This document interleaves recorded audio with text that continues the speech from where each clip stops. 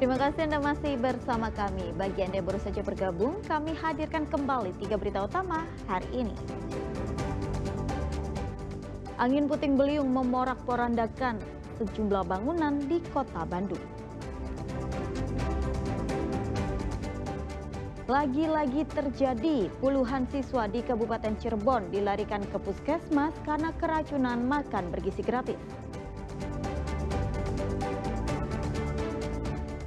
Jembatan penghubung miring tergerus banjir, warga nekat seberangi sungai menggunakan ban bekas.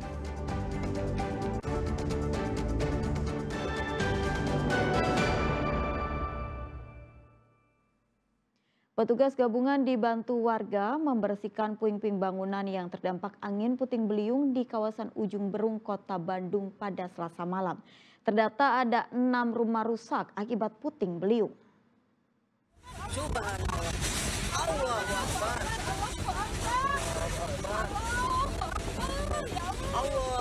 Angin puting beliung memporak-porandakan kawasan Ujung Berung, Kota Bandung Selasa sore. Sejumlah rumah, kios, dan warung jualan warga rusak parah. Petugas gabungan bersama warga langsung membersihkan puing bangunan yang berserakan terbawa angin. Sebagian kios dan rumah juga langsung diperbaiki.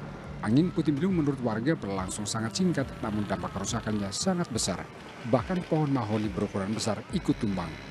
Ada korban nggak sih, Bu? Nggak ada. Nggak ada Cuman korban. Ya korbannya mah gitu yang jualan hancur rodanya. Jadi hancur we lah. Tukang pempek, roti bakar. Alhamdulillah tukang ini selambet gitu. Itu kejadiannya berapa lama, Bu, untuk puting beliung? Mungkin ada 2 detik.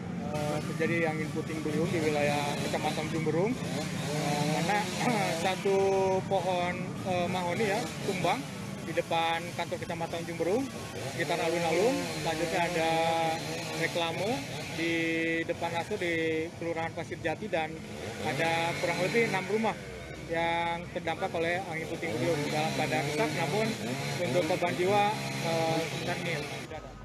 Para pedagang untuk sementara belum bisa membuka kembali kios jualan mereka. Mereka mengharapkan bantuan perbaikan dari pemerintah. Muhammad Rizal melaporkan dari Kota Bandung. Wirawati Catur Panca, Korps Brimob Polri, dan Yayasan Pundi Amal Peduli Kasih SCTV Indosiar menggelar donor darah dalam rangka Hari Ulang Tahun Korps Brimob Polri ke-80 dan peringatan Hari Pahlawan 2025. Donor darah yang digelar serentak di Satuan Brimob seluruh Indonesia ini menargetkan pencapaian 8.000 kantong darah.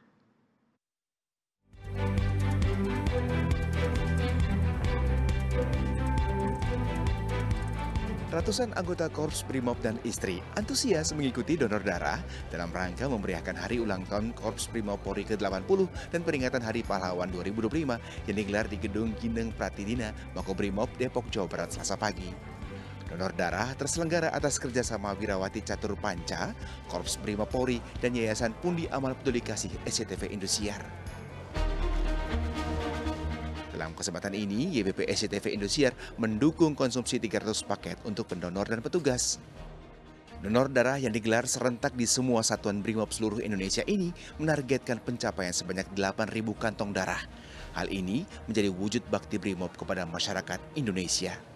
Kegiatan donor darah ini dilaksanakan serentak di seluruh Indonesia, di seluruh Sat Brimob Polda dan seluruh jajaran Brimob, dengan target pencapaian 8.000 kantong darah.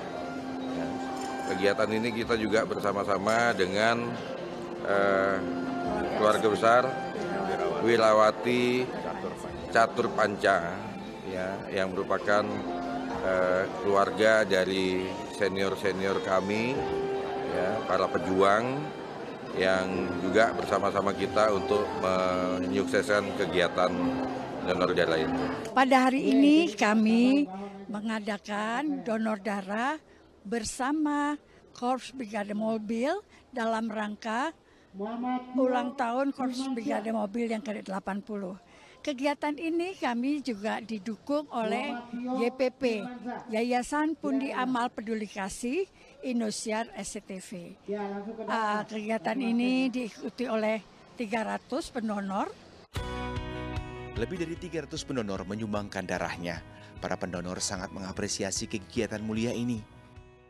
Ya, alhamdulillah pada acara HUT Brimob ke-80 saya bisa mendonorkan darah saya. Harapannya darah saya bisa berguna bagi masyarakat. Diharapkan kegiatan setetes darah untuk negeri ini digelar rutin mengingat banyak masyarakat yang sangat membutuhkan. Asep Solihin melaporkan dari Depok, Jawa Barat. Akibat tergerus banjir, jembatan penghubung dua kampung miring dan tidak bisa digunakan. Warga terpaksa melintas dengan menyusuri sungai dengan menggunakan rakit dan ban bekas. Meskipun arus air cukup kencang, namun warga di Kabupaten Garut ini tetap nekat menyeberangi sungai.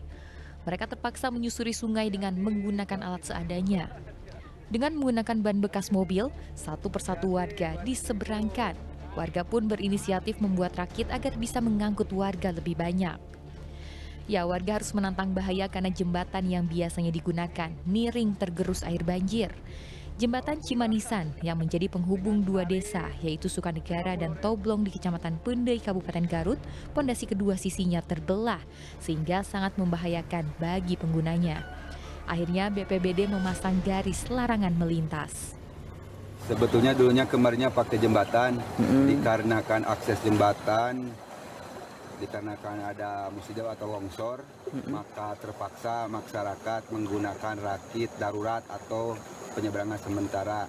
Ini yang memakai akses jembatan sementara itu 2 kedusunan dari dusun desa sampai dusun Cimarangi. Kalau ada alternatif lain ada.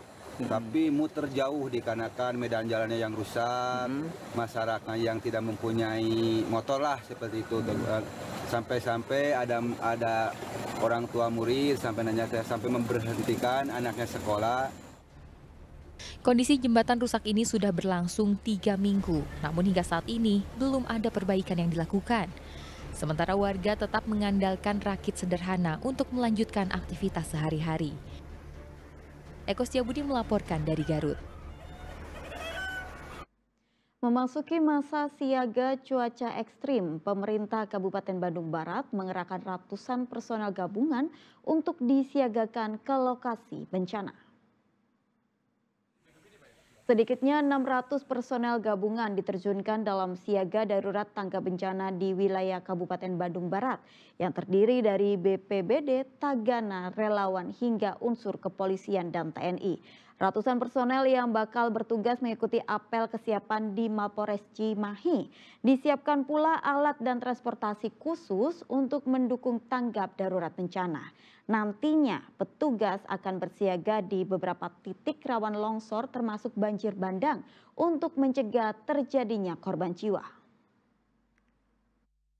Karena memang kontur tanahnya ya banyak yang sudah tidak lagi ada tumbuh-tumbuhan